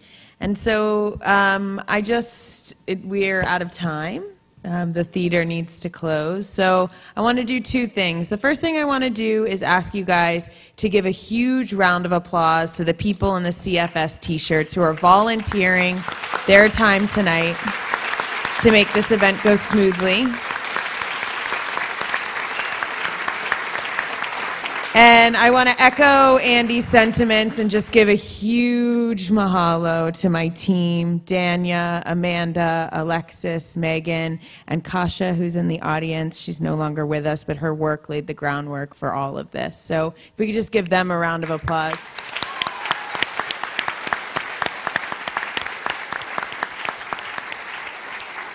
And why not? A round of applause for our speakers. Thank you so much.